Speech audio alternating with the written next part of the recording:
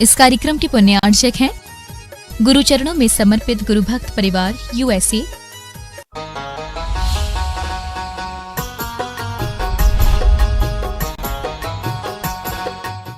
संत शिरोमणि आचार्य गुरुवर श्री विद्यासागर जी महाराज की जय।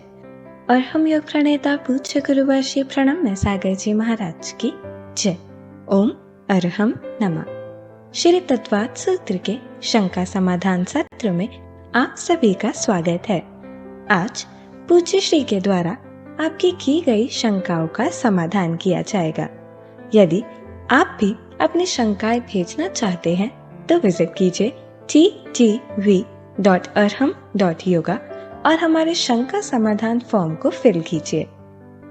सत्र संबंधी शंकाओं का समाधान स्वयं पूज्य श्री करेंगे। इस कक्षा की सभी जानकारियां जानने के लिए आप हमारी वेबसाइट ttv.arham.yoga को विजिट कर सकते हैं। आप हमारे व्हाट्सएप ग्रुप भी ज्वाइन कर सकते हैं cut.ly/तत्वाद पर। इस कार्यक्रम के प्रसारण में पुण्यार्चक बनकर आप धर्म प्रभावना कर सकते हैं और पुण्यार्जन भी कर सकते हैं। आप टीम अरहम को 9810436940 पर संपर्क कर सकते हैं। तो चलिए अपने सत्र की शुरुआत करते हैं पूज्य श्री के द्वारा अरहम ध्यान योग के माध्यम से। सीधे बैठ जाइए। आसन सुखासन, अर्ध पद्मासन या पद्मासन हो। गर्दन सीधी, कमर सीधी। सीधे बैठें। गहरी लंबी श्वास लेकर आंखें बंद करें। केवल एक बार श्वास गहरी लंबी लें। कोई श्वास को फेंकने का काम ना करें। शांति से पूरे शरीर को अपने भीतरी मन से देखते हुए अपने पूरे शरीर में फैली हुई अपनी आत्मा को महसूस करें। उस आत्मा से बंधे हुए कर्मों को महसूस करें।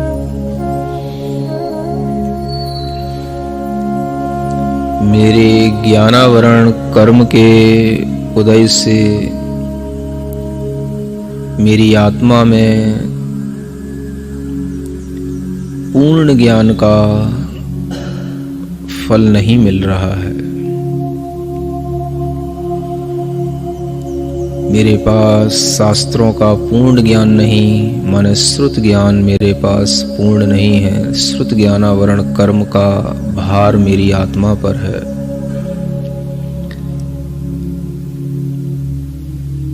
अवधि ज्ञान, मनः परे ज्ञान, केवल ज्ञान, ये सभी ज्ञान भी मेरी आत्मा में दबे पड़े हैं, बंधे पड़े हैं इन ज्ञानावरणी कर्मों के कारण से। मतिक ज्ञान भी थोड़ा सा है। जैसा मेरे साथ है वैसा ही संसार के इस भरत क्षेत्र में दिखने वाले सभी जीवों में महसूस हो रहा है। संसार की सभी आत्माएं इन पांचों ही प्रकार के ज्ञानावरण कर्मों के भार से बंधी हुई हैं।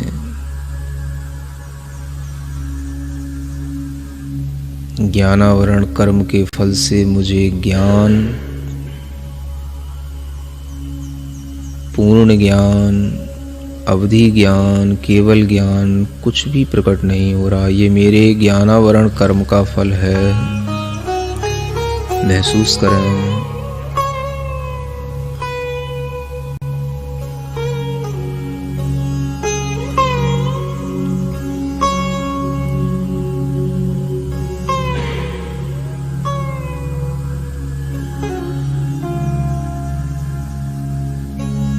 मेरे दर्शनावरण कर्म के फल से मुझे अपनी आत्मा से कुछ भी दर्शन नहीं हो रहा।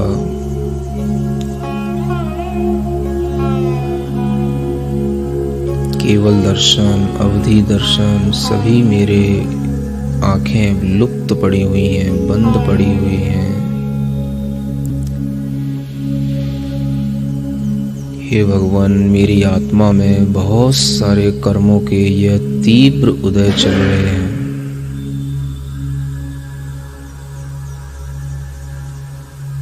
वेदनीय कर्म भी मुझे थोड़ा सा सुख देता है, दुख भी बहुत ज्यादा है। ये सुख और दुख भी मुझे इस वेदनीय कर्म के कारण से यदा कदा मिलता रहता है।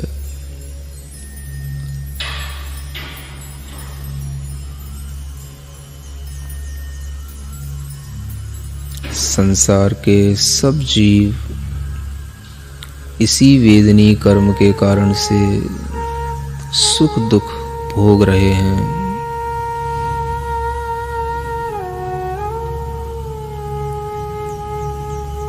सभी जीवों में सुख दुख का मूल कारण उनके कर्मों का फल है, लेकिन यह किसी को ज्ञात नहीं। सब भौतिक वस्तुओं के आकर्षण में सुख दुख मान रहे हैं। सभी जीव वस्तुतः इन्हीं कर्मों का वेदन कर रहे हैं, फल भोग रहे हैं।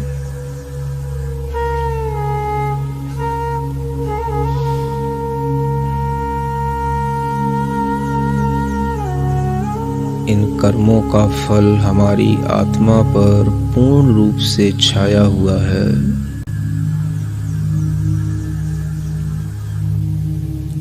इसी के कारण मुझे अपनी आत्मा का ज्ञान, आत्मा का दर्शन, आत्मा का सुख कुछ भी उपलब्ध नहीं हो रहा।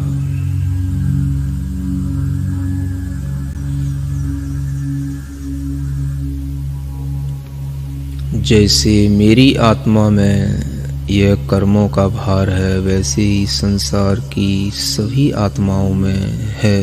ऐसा हर एक जीव के अंतर आत्मा के कर्मों को देख करके महसूस करें।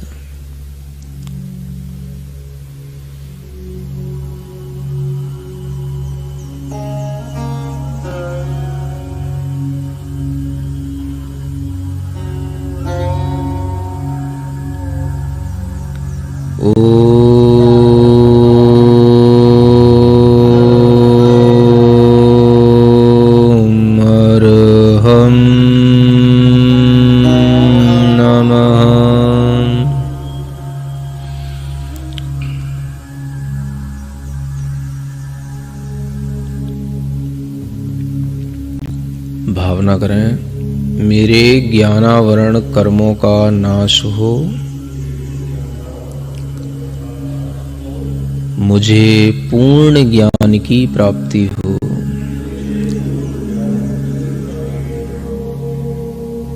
निरंतर मन में विचार करें, मेरी आत्मा के ज्ञान को कर्मों ने ढक रखा है, इनका अभाव हो, मुझे मेरी आत्मा का ज्ञान प्राप्त हो।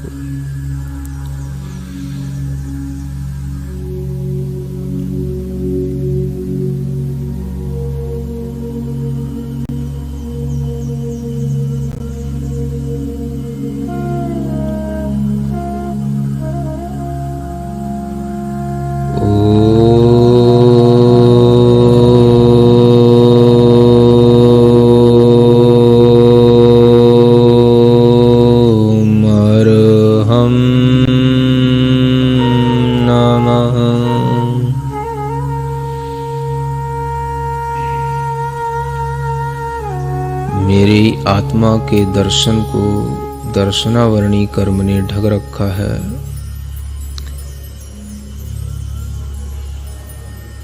मैं सब कुछ देखने की क्षमता रखता हूँ। दर्शनावरणी कर्म ने मेरी शक्ति को बांध रखा है। दर्शनावरणी कर्म का फल कितना विशिष्ट है।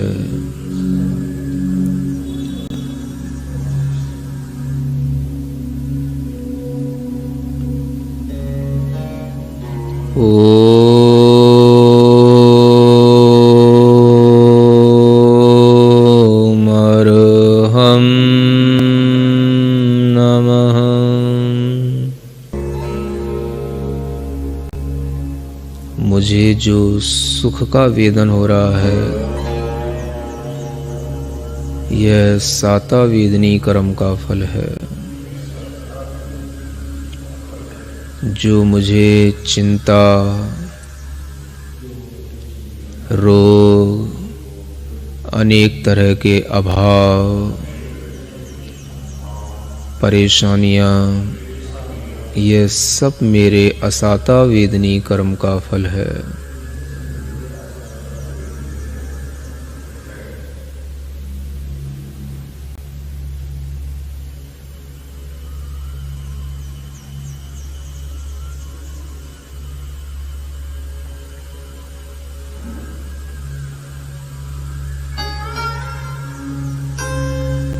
इन कर्म फलों का मैं विचार कर रहा हूँ, चिंतन कर रहा हूँ। मेरी आत्मा के ऊपर अनेक इन कर्मों का भार है, जिसके कारण मैं पराधीन हूँ, परतंत्र हूँ। इस धर्म ध्यान से मैं धीमे धीमे स्वतंत्रता को प्राप्त करूँगा, कर्म बंधन से मुक्त होऊंगा।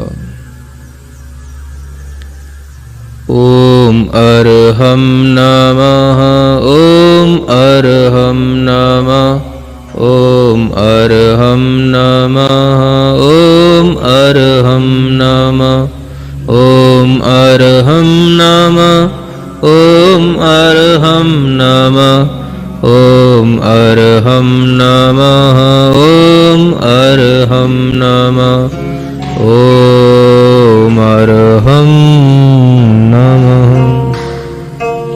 अपनी हथेलियां घिसकर आंखों पर रखें।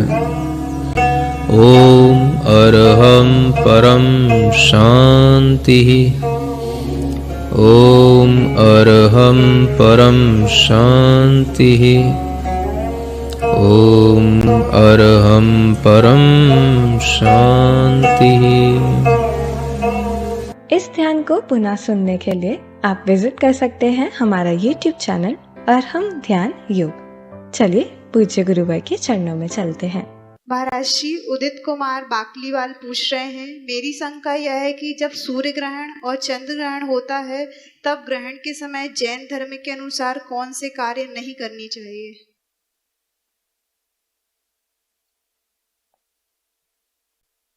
ग्रहण के समय पर सिद्धांत ग्रंथों के पढ़ने का मना किया है। जो भी बड़े बड़े षटखंडागम आदि सिद्धांत ग्रंथ हैं उनको पढ़ने का मना किया है। और धार्मिक कार्यों में भक्ति करने के लिए कभी कोई मनाही नहीं होती, चाहे ग्रहण लगे चाहे न लगे। आप भक्ति आदि अपने आवश्यक कार्य जो हैं उन्हें कभी भी कर सकते हैं। कुछ विशिष्ट स्वाध्याय होते हैं जिनके लिए द्रव्य, क्षेत्र, काल, भाव की योग्यता देखी जाती है। तो काल भी एक फैक्टर है और उसकी भी एक अनुकूलता देखी जाती है, वो विशिष्ट स्वाध्यायों में होती है। और कौन से आप कार्य धार्मिक करते हैं, भगवान की पूजन करेंगे, कर लेना। मुनि महाराज को आहार देंगे, वो भी दे लेना। जाप करो, सामायिक करो, प्रतिक्रमण करो, जो कुछ करना है वो किसी भी कार्य का कोई निषेध नहीं होता। इतना ही समझना। नमोस्तु महाराज जी, गुरु रूबी जैन पूछ रही हैं, मेरी शंका यह है कि पृथ्वी की कौन सी परत में जल का स्थान है? जल तो भूमि के साथ रहता ही है। पृथ्वी, जल, अग्नि, वायु और वनस्पति ये सभी लगभग एक साथ मिलकर के रहते हैं। परत इत्यादि तो आपको जब खोदना होता है तब कुछ समझ में आता है। वो परत तो अलग अलग स्थानों पर अलग अलग रूप में भी हुआ करती है। जल का स्तर आसपास के वातावरण पर और आसपास के नदी समुद्र आदि के पानी के स्रोतों पर निर्भर करता है। तो यह स्तर तो ऊपर नीचे हो सकता है, इसका कोई एक पैमाना नहीं होता। वस्तुतः आपको यही जानना है कि पृथ्वी है तो उसके अंदर जल अवश्य होता है। अब कहीं पर कुछ अधिक गहराई पर हो सकता है, कहीं पर कुछ कम गहराई पर हो सकता है, यह बात अलग होती है। रूबी जैन देहरादून से पूछ रही हैं, छपक का क्या अर्थ होता है? छपक शब्द कई अर्थों में आता है। एक छपक वह होता है जब छपक श्रेणी पर चढ़ता है तब उस जीव को छपक जीव कहते हैं। जब वह चारित्र मोहिनी कर्म की प्रकृतियों का क्षय करता है तब उसको छपक कहा जाता है। जब कोई जीव दर्शन मोहिनी कर्म का क्षय करता है तब भी उसको छपक कहते हैं, वो दर्शन मोहिनी का छपक कहलाता है। छपक माने क्षय करने वाला। और जब कोई जीव अपने शरीर का, अपनी कसायों का क्षय करता है, संलेखना के समय पर होता है, तब भी उसको छपक कहते हैं। ऐसे छपक शब्द का अर्थ अलग अलग प्रसंगों में अलग अलग रूप से किया जाता है। रूबी जैन पूछ रही हैं, पृथ्वी पर जो रत्न उपलब्ध हुए हैं वे कहाँ से आए? यदि पृथ्वी की परत रत्न प्रभा से रत्न नहीं निकाले जा सकते? सभी तरह की चीजें हमेशा सब जीवों के उपभोग के योग्य इस पृथ्वी पर हमेशा रहती हैं। कहाँ से आए? हम आपसे पूछें आप कहाँ से आए तो क्या कहोगे? हम कहाँ से आए तो क्या कहोगे? तो ये कोई प्रश्न नहीं है। पुद्गल और जीव ये दोनों हमेशा से इस पृथ्वी पर हैं। पुद्गलों में भी सभी तरह के पुद्गल पदार्थ जो हमारे उपयोग में आते हैं, हमारे अपने अपने पुण्य आदि के प्रभाव से वो सब रत्न आदि भी समय समय पर उपलब्ध होते रहते हैं। उसके लिए कहीं से लाना ले जाना नहीं होता। ये सब पौद्गलिक संपदाएं हैं, पृथ्वी की ही संपदाएं हैं, पृथ्वी से ही प्राप्त होती हैं और इसी में ही कहीं ना कहीं मिल जाती हैं, ऐसा ही जानना चाहिए। सुधा पाटनी पूछ रही हैं, नमोस्तु गुरुवर, रत्न पृथ्वी के 3 भाग क्रमशः कर, पंख एवं अभुहल बतलाए गए हैं। पंख भाग में 9 प्रजाति के भवनवासी एवं 7 प्रजाति के व्यंतर देव एवं कर भाग में असुर कुमार एवं राक्षस प्रजाति के देव निवास करते हैं, जबकि पाठशाला के अंतर्गत असुर कुमार व्यंतर प्रजाति के देवों का निवास अभुहल भाग में बतलाया गया है। गुरुदेव शंका का समाधान कीजिए। अब आपने पाठशाला में कुछ गलत सा पढ़ लिया होगा। अब बहुल भाग में असुर कुमार देव नहीं रहते, अब बहुल भाग में केवल नारकी जीव रहते हैं। देवों का स्थान खर भाग और पंख भाग में ही बताया गया, उसी को सही ढंग से मानना। कभी कभी आपस में बैठे हुए लोग किसी भी तरह से कुछ भी पढ़ लेते हैं, नहीं भी समझ पाते हैं, तो कुछ का कुछ अर्थ समझ में आ जाता है, तो उसको हम सुधार करके भी अपनी स्मृति में रख सकते हैं। शशि जैन न्यू दिल्ली से पूछ रही हैं, अगर 25 साल की बेटी की हैबिट दोपहर में 12 बजे उठने की है तो उसे सुधारने के लिए प्रैक्टिकली क्या किया जाए? हम बहुत परेशान हैं। बहुत परेशान। बच्चों से तो आजकल सभी कोई परेशान होने लगा। अब 25 साल की बेटी हो, दोपहर में 12 बजे उठे, परेशानी तो बढ़ेगी ही।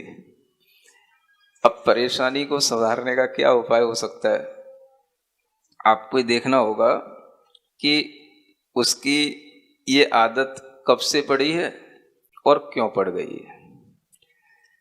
अगर उसकी आदत बहुत लंबे समय से पड़ी हुई है तो आपको थोड़ा सा धैर्य के साथ उसे लंबा समय सुधारने में लगाना पड़ेगा।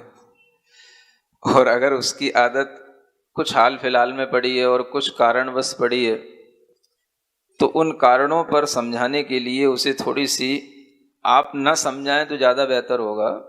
ये देखने की कोशिश करें कि वह किस तरह के लोगों से समझती है और किस तरह के लोगों की बात को मानती है। कभी कभी गलती ये होती है, माता पिता की बात को बच्चे सुनना नहीं चाहते, उनकी बात से तो उन्हें चिढ़ाती है।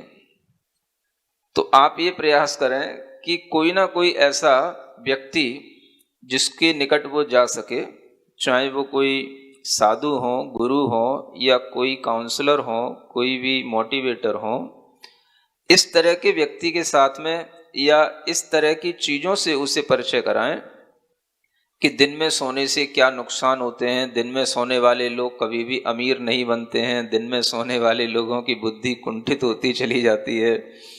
इस तरह के तथ्यों से उसे इनडायरेक्टली अवगत कराएं, डायरेक्ट नहीं बोलना। जब बच्चे 25 साल का हो गया है, 25 साल की बेटी है, तो उससे डायरेक्ट बोलोगे तो वो गुस्सा करेगी।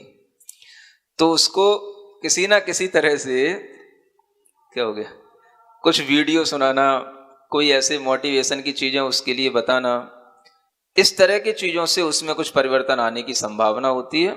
तो प्रयास आप बड़ा नम्रता पूर्वक और बड़ी पोलाइटली आप उसके प्रयास में लगें।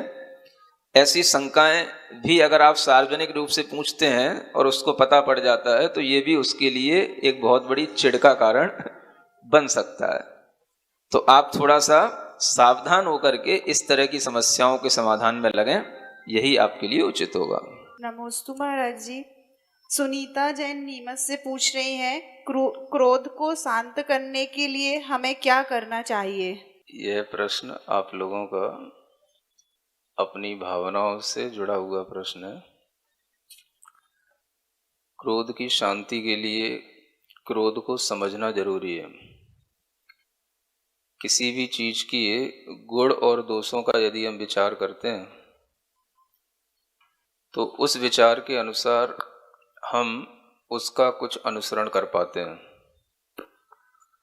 अगर हम क्रोध के दोषों का विचार करें कि क्रोध करने से कितने शारीरिक दोष उत्पन्न होते हैं और कितने मानसिक दोष उत्पन्न होते हैं, उन शारीरिक और मानसिक दोषों से हमारा स्वास्थ्य कितना बिगड़ता है, और क्रोध की इस तरह की आदत बनी रहने से हम भीतर जब लंबे समय तक परेशान होते हैं तो लंबी बीमारियों के भी शिकार बन जाते हैं।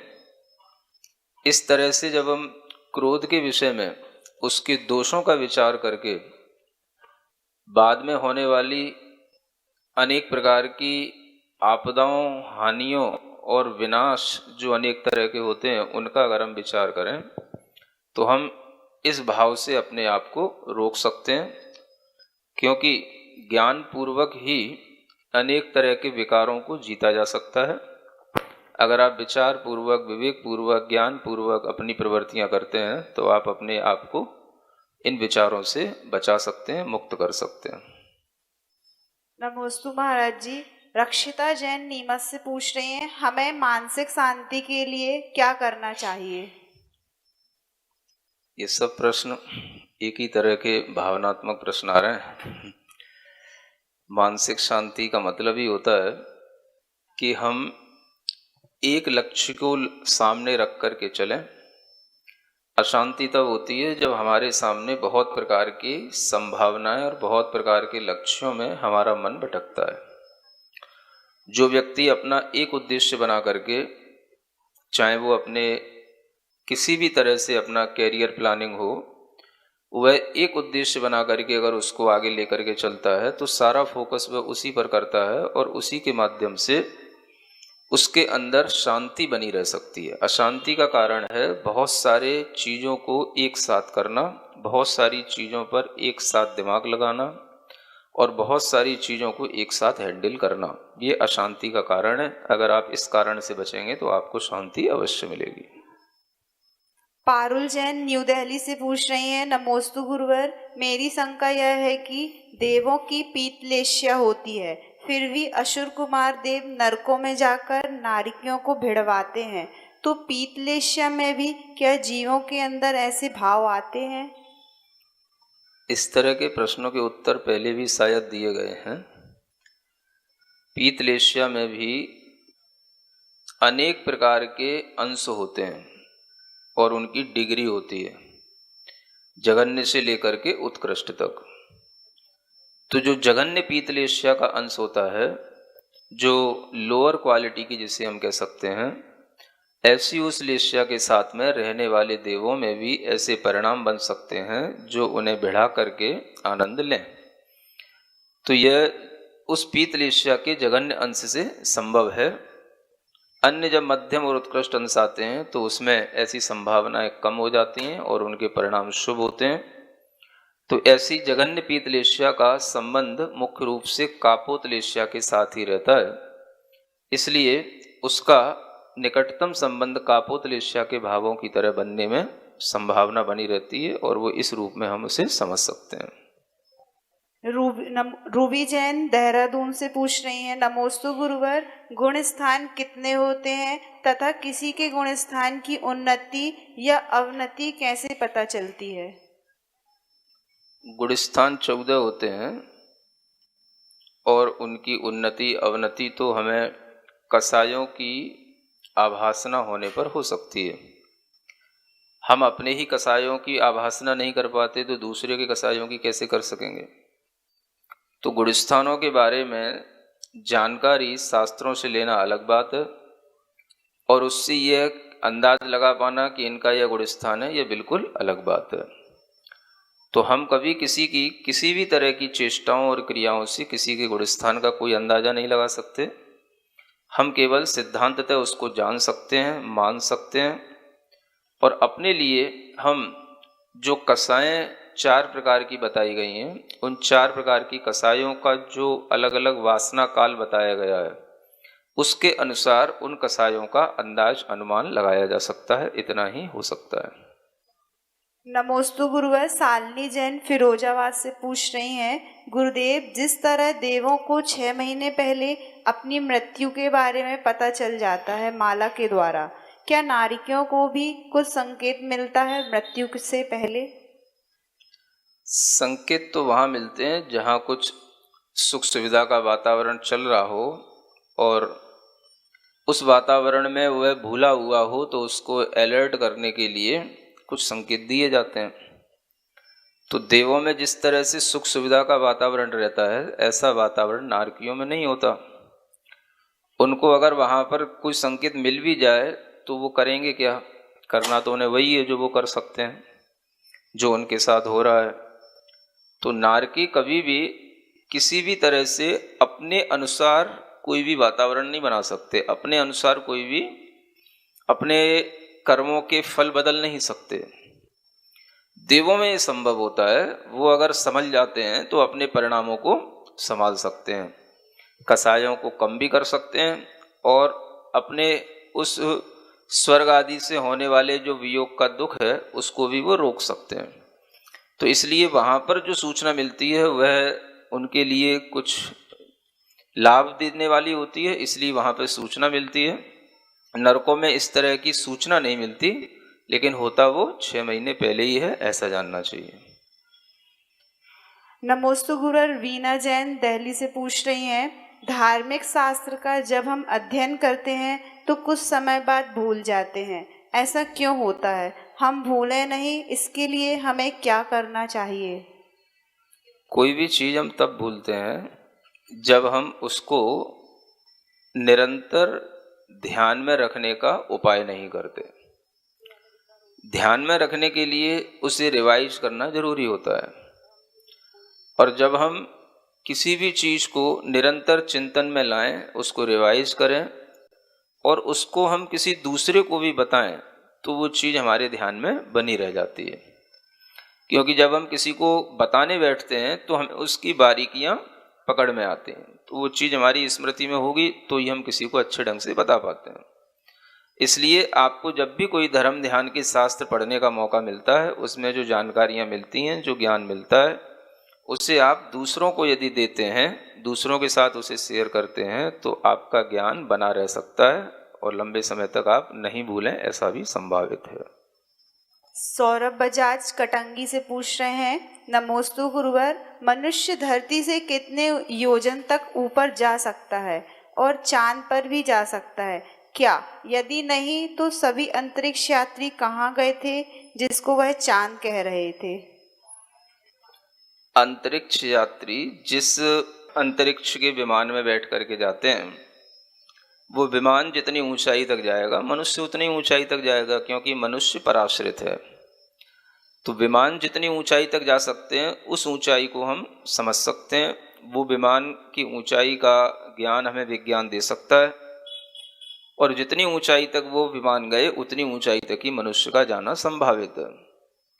रही बात उन अंतरिक्ष यात्रियों की कि वो कहाँ गए, विमान कहाँ उतरे, तो वो कहीं पर भी उतर सकते हैं। दूर दराज के ऐसे पहाड़ी इलाके होते हैं जो अपने ज्ञान में अपनी इंद्रियों से देखने में नहीं आते, और उन इलाकों पर हम अगर कहीं पर भी उतर जाते हैं और वहाँ पर पहुँच कर के कुछ भी हम ये समझ लेते हैं कि हम इस तरह के किसी चंद्र पर आ गए या मंगल पर आ गए, तो ये अपनी एक कल्पना हो सकती है। वस्तुतः वह चंद्र और मंगल का कोई वास्तविक रूप नहीं है, वो अपना एक एज्यूम किया हुआ रूप है कि ये चंद्रमा है, ये मंगल है। प्रफुल्ल जैन पूछ रहे हैं, नमोस्तु गुरुवर, जिन धर्म में संलेखना मरण के बाद क्या हम अपने देह के अंगों का दान कर सकते हैं? दान करने योग्य वस्तुएं पवित्र होती हैं। हमेशा आपको पहले भी कई तरह के प्रवचनों में बताया गया है, दान हमेशा पवित्र वस्तुओं का किया जाता है। शरीर महा अपवित्र पदार्थ है, इसलिए उसका कभी भी दान नहीं होता। अगर आपने संलेखना की है तो आप अपने उस मोह का, ममत्व का त्याग करके अपने अंदर ये भाव बनाएं कि हमने इस देह से ममत्व छोड़ करके इसकी किसी भी तरह की उपयोगिता ना हमारे लिए न किसी के लिए है, इसलिए हम इस देह को छोड़ रहे हैं। ऐसा विचार करके जब आप संलेखना लेंगे तभी वो संलेखना मानी जाएगी। नमोस्तु गुरुवर, कृति जैन पूछ रही हैं, आचार्य श्री जी ने तृतीय अध्याय के प्रथम सूत्र में बताया है कि रत्न प्रभा पृथ्वी के खर भाग में कोई नहीं रहता है तथा 9 प्रकार के भवनवासी व 7 प्रकार के व्यंतर देव पंख भाग में रहते हैं, परंतु अन्य शास्त्र में बताया है कि ये देव खर भाग में रहते हैं। कृपया समाधान कीजिए। आप लोगों को ये कंफ्यूजन आ कहाँ से रहे हैं, हमें ये समझ में नहीं आ रहा कि खर भाग और पंख भाग में से सभी शास्त्रों में यही लिखा हुआ है कि जो 10 प्रकार के भवनवासी होते हैं उनमें से 9 प्रकार के भवनवासी पंख भाग में हैं, और वह जो एक प्रकार के भवनवासी और व्यंतर हैं वो सब जो है खर भाग में रहते हैं। इसी तरह से सब शास्त्रों में लिखा हुआ है, उसी को आप जान करके सही ढंग से अपनी धारणा बनाएं, बार बार कंफ्यूज ना हो और ना करें। सुरेखा जैन गुड़गांव से पूछ रही हैं, भवनवासी देव रत्न प्रभा में रहते हैं क्या? नारकी के बिल भी वही होते हैं, पंख और अबहुल भाग में? आप लोग पहले ढंग से अध्ययन करें तब प्रश्न पूछें तो अच्छा रहेगा, है ना। सबके रहने की जो भूमियाँ हैं वो सब अलग अलग बताई गई हैं। खर भाग, पंख भाग की अपनी मोटाइयाँ अलग हैं। अबहुल भाग जो नारकियों के रहने का स्थान है वो अलग है। एक दूसरे में मिक्सचर ना करें, अच्छे ढंग से समझें, फिर उसके बाद प्रश्न करें।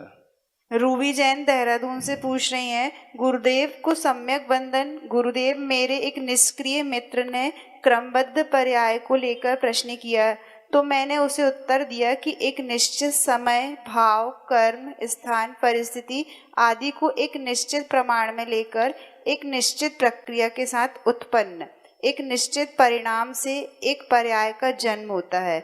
ऐसे अनंत समय, भाव, कर्म, स्थान, परिस्थिति, प्रमाण, प्रक्रियाओं के योग से अनंत परिणाम होते हैं जो केवली के ध्यान में प्रत्यक्ष दिखते हैं। रंच मात्र के अंतर से पर्याय बदल जाती है, यह भी वे देख सकते हैं, पर वे समझने में असमर्थ होते हैं क्योंकि उनके उत्कृष्ट ज्ञान प्रश्न थोड़ा किया करो, छोटा किया करो, यहाँ समझाने का समय नहीं होता। आपकी जो बात है वो हमें समझ में आ रही है, आप उसको उत्तर दे रहे होंगे कि इस तरह से जो आपने उत्तर दिया है ये उत्तर आपके हिसाब से ठीक हो सकता है। आपको सबसे पहला उत्तर यही देना चाहिए कि क्रमबद्ध पर्याय जैसी कोई चीज आगम में उल्लिखित नहीं है, आचार्यों ने उसका कोई वर्णन नहीं किया है। आप उसे जबरदस्ती सिद्ध करने का प्रयास न करें। जो सिद्धांत आगम में नहीं बताए हैं उन सिद्धांतों को जबरदस्ती आप किसी भी तरह से समझाने और समझने का प्रयास भी ना करें। ये उसका उत्तर सार्थक होगा। उलझने में कोई भी सार नहीं है, और किसी भी तरह से आप किसी को समझाने की कोशिश करेंगे तो उससे किसी को कोई समझ नहीं आता, क्योंकि इस तरह के लोग सब अपनी दृढ़ धारणा बना करके बैठे होते हैं उनको कोई भी जो है समझाने वाला समझा नहीं सकता है। इस तरह के उनके अपने परिणाम होते हैं। इसलिए आप सिर्फ इतना ध्यान रखें कि क्रमबद्ध पर्याय का सीधा सीधा उत्तर यह है कि ये आगमिक शब्द नहीं, आगमिक सिद्धांत नहीं, केवली भगवान के द्वारा इसका कोई प्रतिपादन किसी भी शास्त्र में इस नाम से है नहीं। इसलिए आप अपनी नई परंपरा न चलाएं।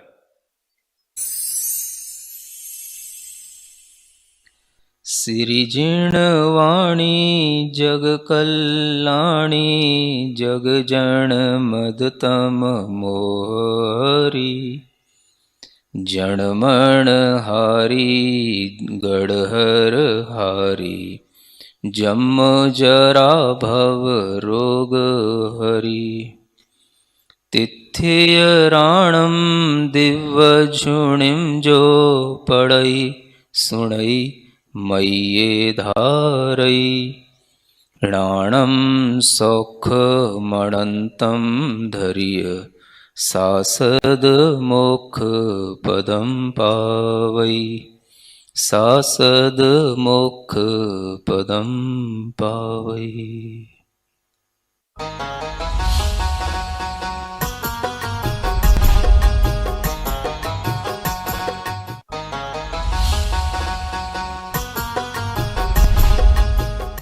इस कार्यक्रम के पुण्यार्चक थे गुरुचरणों में समर्पित गुरु भक्त परिवार USA,